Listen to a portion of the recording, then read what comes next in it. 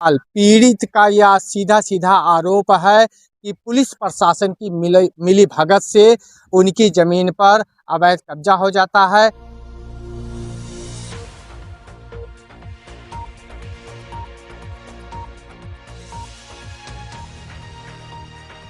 प्रधान जी, ऐसा ना करो कि आपको भी जेल जाना पड़े। वो हमसे भी टाइट होकर बात किए। जब 112 आई तो उल्टा इन्हीं को गाली गलौज देकर अच्छा। वहां से भगाया कि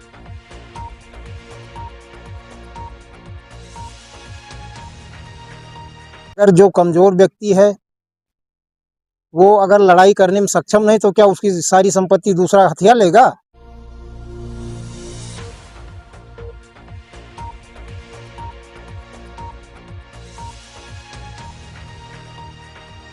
इसका सर्वोच्च एक स्थान माना जाता है और जिसके आदेश पर ही सब कुछ कार्य होते हैं, उस न्यायालय के आदेश को ही पुलिस प्रशासन दरकिनार कर दे।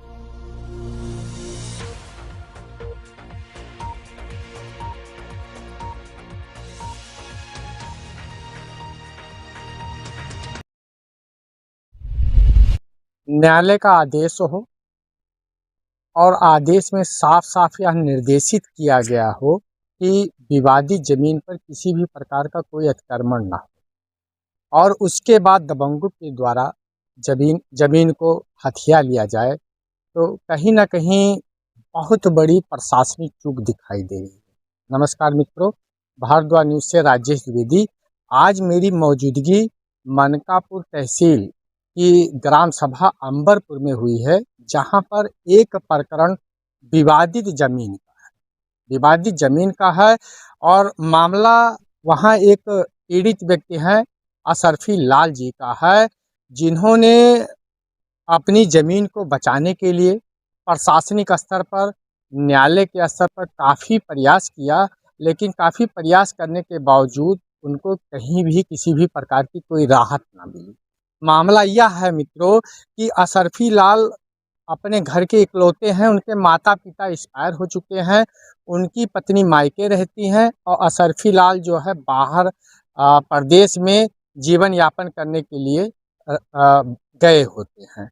जब उनको फ़ोन के माध्यम से यह सूचना मिलती है कि उनके पटीदार के द्वारा उनकी ज़मीन पर अतिक्रमण किया जा रहा है, तो आनन फानन में परदेश से अपने घर पर आते हैं तथा कानूनगो और लेखपाल से मुलाकात करके उनकी यथास्थिति अपने बारे में बताते हैं। कानून लेखपाल के द्वारा मौके पर विवादित ज़मीन का जायज़ा किया जाता है तथा विपक्षी को बताया भी जाता है कि मामला न्यायालय में है और जब तक पैमाइश न हो जाए तब तक इस पर किसी भी प्रकार का निर्माण कार्य मत कीजिएगा। उसके बावजूद अशरफी लाल न्यायालय जाते हैं, न्यायालय से एक आदेश लेकर आते हैं। आदेश में साफ साफ निर्देशित किया जाता है कि उक्त जमीन पर किसी भी प्रकार का कोई निर्माण कार्य ना हो, लेकिन दबंगों की दबंगई यहीं पर सामने आती है। दबंगों ने रात में ज़बरदस्ती अशरफी लाल की ज़मीन के ऊपर अवैध निर्माण कर लिया है। अशरफी लाल बार बार थाना मनकापुर का और जो है सक्षम अधिकारियों के आगे पीछे चक्कर लगाते रहे, लेकिन अशरफी लाल को राहत कहीं नहीं मिल पाई।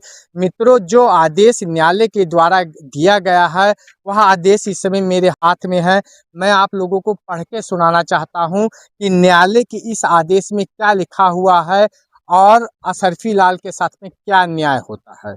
लिखा है, प्रतिवादी संख्या 1-3 को जरिए अंतरिम वयादेश निषेधित किया जाता है कि वे विवादित भूमि गाटा संख्या 188/0.6440 हेक्टेयर का अंश है, जो वाद पत्र में अक्षर आबासादा रंग लाल से दर्शित है, स्थित मौजा अंबरपुर, परगना तहसील मनकापुर व जिला गोंडा पर नियत तिथि तक वादी के शांतिपूर्ण अधियासन में किसी प्रकार का हस्तक्षेप, कब्जा व निर्माण ना करें।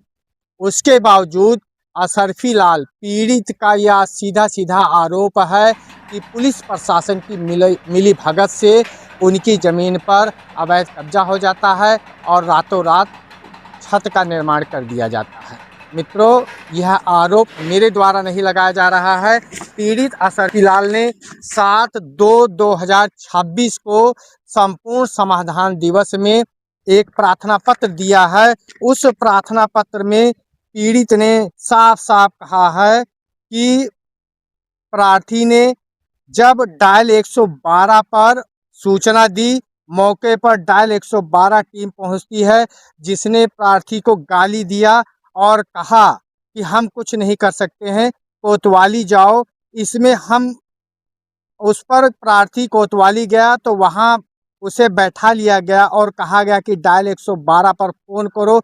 स्थानीय पुलिस की मिलीभगत से न्यायालय से असगन होने के बावजूद प्रार्थी की विवादित भूमि पर दबंग द्वारा अवैध निर्माण कर लिया गया, जिसमें प्रशासन का पूर्ण सहयोग है। सीधा सीधा प्रशासन के ऊपर आरोप लगाया जा रहा है और आप वीडियो में देख सकते हैं किस प्रकार रात्रि में निर्माण हो रहा है और साथ में डायल 112 पीड़ित व्यक्ति है। अगर थाने पर पुलिस के द्वारा उसको बैठा लिया जाएगा तो उसके विवाद का निस्तारण कैसे होगा, उसकी ज़मीन कैसे बच पाएगी। मेरे साथ में प्रार्थी व पीड़ी मौजूद है। पीड़ी से यह जानने का प्रयास करते हैं कि उसके द्वारा कैसे प्रयास किए गए और स्थगन आदेश के बाद, स्टे ऑर्डर के बाद भी जो है उसकी ज़मीन पर दबंगों ने कब्जा कर लिया। आखिर यह घटना कैसे घटित हुई, उनसे जानकारी लेते हैं। क्या नाम है आपका? असरफी लाल। मामला क्या है, पूरा बताओ। मामला यह है सब कि हमने जब 112 डायल किया तो वहाँ पर जब पुलिस प्रशासन पहुँची तो वहाँ पर बोला कि हमने बोला कि पुलिस प्रशासन से ना बोला कि हमने स्टे ले लिया है और दीवानी भी हो गई है।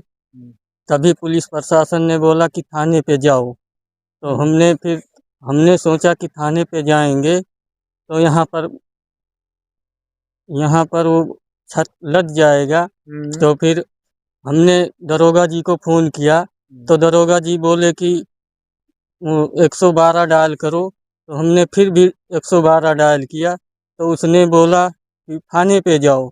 तो थाने पे गए तो यहाँ से वहाँ से वहाँ दौड़ा रहे थे और वहाँ फिर भी कोई हमारी बात नहीं सुनी।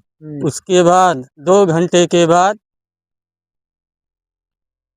वो दरोगा जी और दीवान जी जब वहाँ पर पहुँचे तो वहाँ पर सब पूरा काम हो चुका था। निर्माण हो गया था, निर्माण हाँ, छत पड़ गया था। अच्छा सरफी लाल जी, ये बताइए, गाटा संख्या 188 है आपका जी और बगल में गाटा संख्या 187 है, जी। तो कितनी जमीन उन लोगों के द्वारा आपकी अतिक्रमित की गई है? 3 से 4 फीट। लगभग 3 से 4 फीट। जी अच्छा, जब निर्माण हो रहा था, वो लोग निर्माण कर रहे थे, तब भी आप न्यायालय की शरण में थे कि नहीं थे? मतलब विवाद होने से पहले ही आप न्यायालय के शरण में थे? हाँ जी न्यायालय में गए थे आप? जी जी। न्यायालय से आदेश आपको मिला था? आदेश मिला था कि उसको रोक दिया जाए। तो उसने फिर भी वो तहसीलदार और नेकपाल दोनों का सहयोग था कि इसको काम को रोक दे। अच्छा। उसके बाद हमने वहाँ गोंडा में गए न्यायालय पे। तो गोंडा में गए न्यायालय पे तो वहाँ पर हमने दीवानी भी दायर की। उसके बाद स्टे भी लिया। उसके बाद भी यहाँ थाने पे आए, उसको यहाँ थाने पे दिए। उसके बाद भी दूसरे दिन रात में जबरदस्ती कब्जा करके कमलेश प्रधान भी थे वहाँ पर और ठाड़ होकर उसको निर्माण करा दिया। पुलिस ने बिल्कुल भी सहयोग आपका नहीं किया? पुलिस ने कोई सहयोग नहीं किया। आपका क्या नाम है? हमारा नाम धर्मेंद्र कुमार है सर। और असरफी लाल? असरफी लाल हमारे साले हैं। अच्छा, क्या मामला था असरफी लाल जी के साथ? मामला वैसे ही बहुत पीड़ित हैं जी। आप देख सकते हैं कैसे हैं। जी जी। जो कि इनको शुरू से ही दबाते रहे वो लोग। वैसे ये एक मामला इससे पहले भी हुआ था। जो कि इनके घर के बगल जी लमसम 3 हाथ का कोलिया जिसको बोलते हैं गली जी था, उसको भी एक बार वो जबरदस्ती पूरा का पूरा अपने कब्जे में कर चुके हैं। कौन है वो? वो इनके पटीदार हैं जिनका नाम क्या नाम है? आनंद है। परमानंद। जी तो सर इनको बार बार दबाया जा रहा है। इसी संबंध में हमको आना पड़ा नहीं, क्योंकि ऐसा जैसे इनके पास में न्यायालय का आदेश है और न्यायालय के आदेश में साफ साफ दिखाई दे रहा है कि जो है न्यायालय ने आदेशित किया है कि जो विवादित जमीन है उस पर किसी भी प्रकार का निर्माण कार्य ना हो सके। तो पुलिस प्रशासन की क्या कार्रवाई थी इस बारे में आप बताइए। पुलिस प्रशासन की कार्रवाई जब ये स्टे लेकर आए वहां से, जी इसीलिए पहले दिन कोतवाली में रिसीव करवा दिया गया कि कोतवाली के संज्ञान में यह मामला हो जाए, जो कि अगर वो दबंगई के बल पर उस पर निर्माण कार्य करना चाहे तो प्रशासन उसको रोके। जी जब वो निर्माण करने लगे उसके बावजूद डायल 112 फोन किए, पीड़ित ने फोन किया, 112 आई, उनको वो बोले कि आप तहसील वहाँ कोतवाली में जाओ। अब वहाँ से जब तक ये 5 किलोमीटर है, इनके पास कोई साधन नहीं, साइकिल है, जब तक वहाँ से ये कोतवाली आते तब तक तो ऐसे निर्माण हो जाता। इसलिए इन्होंने 1076 पर कॉल किया। 1076 पर कॉल किया, 1076 वाले फिर 112 को ट्रांसफर किए कॉल। दोबारा जब 112 आई तो उल्टा इन्हीं को गाली गलौज देकर अच्छा वहां से भगाया कि जब हमने आपको बोल दिया है कि कोतवाली जाओ, बार बार हम तुम्हारे नौकर थोड़े ना हैं कि आते रहेंगे, तुम्हारी हम रखवाली नहीं कर सकते हैं। जो कि डायल 112 वाले जो अधिकारी थे, पुलिसकर्मी थे, वो बोले। अब इनको वहां से आने में लमसम आधा घंटा लगा। कोतवाली पहुंचे, कोतवाली में इनको पहले दौड़ाया गया इधर उधर, उसके बाद में इनको बिठा लिया गया वहां। ये आश्वासन दे। अब ये बताइए, इनके पास वीडियो भी है, कुछ वीडियो ये ऐसा बना है जिसमें केवल आवाज है, उसमें साफ सुनाई दे रहा है कि आप जाओ वहां लड़ाई करो, झगड़ा करो, तभी रुकेगा। अब इसमें तो सीधा सा सवाल उठेगा प्रशासन पे, और वास्तव में इस रूप में अगर देखा जाए तो प्रशासन इसकी जिम्मेदार है। अगर इन ऐसे पीड़ितों के साथ में ऐसे अन्याय होता रहेगा तो प्रशासन का कौन सहारा लेगा? अगर जो कमजोर व्यक्ति है वो अगर लड़ाई करने में सक्षम नहीं तो क्या उसकी सारी संपत्ति दूसरा हथिया लेगा? नहीं। न्यायालय के आदेश होते हुए भी अब इतने दबंग लोग हैं कि स्थगन आदेश होते हुए भी जबरन निर्माण कार्य कर लिया गया। उसमें विशेष सहयोगी इनके जो प्रधान हैं, कुछ वोट के लालच में, क्या नाम है उनका? कमलेश मौर्य, अच्छा जिससे हमारी भी बात हुई, जी। वो बोल रहे थे कि आप करो। अब आप ये बताइए सर, जैसे जो ग्राम प्रधान होता है वो कोई एक का तो होता नहीं, सारे ग्राम वासियों के लिए एक जैसा होना चाहिए उसको। लेकिन उनसे जब हमारी बात हुई तो हमसे भी अकड़ के बात किए, जबकि इन्होंने हमारे पास फोन किया कि ग्राम प्रधान जो हैं मौके पर खड़े हैं। तब जब हमने उनको सीधी सी बात हम उनको बोले कि सर प्रधान जी ऐसा ना करो कि आपको भी जेल जाना पड़े, वो हमसे भी टाइट होकर बात किए कि जो उखाड़ना है उखाड़ लो। अच्छा, जब ग्राम प्रधान की ये स्थिति है सर, तो न्याय कहाँ से मिल सकता है? विपक्षी का क्या नाम है उनके? इनके विपक्षी का? इनके विपक्षी का नाम प्रकाश, परमानंद, राम नरेश, 3 लोग हैं, जो कि वो बहुत ही दबंग किस्म के लोग हैं। बार बार इनको दबा रहे हैं, बार बार इनके ऊपर प्रेशर कर रहे हैं, ये सोचकर कि अकेला व्यक्ति है। अब बताइए सर, अगर ऐसे गरीब को हर कोई दबाता रहा तो गरीबों की संख्या खत्म हो जाएगी एकदम। मित्रों, आप लोग देख सकते हैं मामला बड़ा ही सोचनीय है। सोचनीय मैं इसलिए कहूँगा, एक व्यक्ति जब पीड़ित होता है तो दौड़ के थाने पर ही जाता है कि कहीं ना कहीं उसको वहाँ शरण मिलेगी और जो उसको पीड़ित कर रहा है उसको सजा मिलेगी। थाने से जब काम नहीं होता तो व्यक्ति न्यायालय दौड़ता है कि कम से कम जो लिखित में आदेश निर्देश होगा उसके जरिए से थाने से राहत मिल जाएगी। लेकिन यह रक्षक की ही नीति में खोट आ जाए, सोच में खोट आ जाए तो आखिर ये पीड़ित जाए तो कहाँ जाए। पूरा प्रकरण मित्रों आप लोगों के समक्ष है। पीड़ित बार बार थाने कोतवाली के चक्कर लगाता रहा, लेकिन पीड़ित को न्याय नहीं मिलता है। न्याय केवल उसको इतना मिलता है कि उसकी ज़मीन पर अवैध कब्जा कर लिया जाता है। अब सबसे बड़ी बात यह निकल के मित्रों आ रही है, वह न्यायालय जो देश का सर्वोच्च एक स्थान माना जाता है और जिसके आदेश पर ही सब कुछ कार्य होते हैं, उस न्यायालय के आदेश को ही पुलिस प्रशासन दरकिनार कर दे, तो इससे सोचनीय बड़ी बात और कोई नहीं हो सकती है। मैं जिलाधिकारी गोंडा से यह निवेदन करना चाहूँगा कि पीड़ित की बातों को संज्ञान में लिया जाए, पीड़ित की समस्या को देखा जाए और पीड़ित को न्याय दिलाने का कष्ट किया जाए।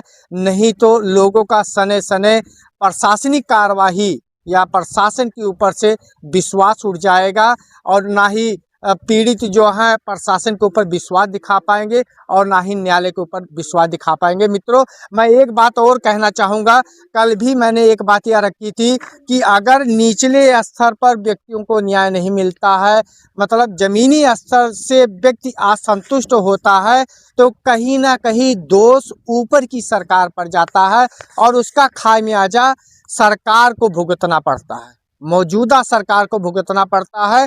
मैं तो ये कहना चाह रहा हूँ मित्रों कि मौजूदा समय में बीजेपी सरकार है, अगर इसी तरह से प्रशासनिक कार्यवाही में हीला हवाली की गई तो इसका दंश जो इसका खामियाजा है यह मौजूदा सरकार को जरूर भुगतना पड़ेगा। साथ ही साथ मैं जिले के अधिकारियों से यह निवेदन करना चाहूँगा कि पीड़ित अशरफी लाल हैं, इनको न्यायालय से स्टे का आदेश भी मिला हुआ था और उसके बावजूद जो है पुलिस के ढिलमुल रवैये के चलते इनकी ज़मीन पर अवैध निर्माण कर लिया जाता है।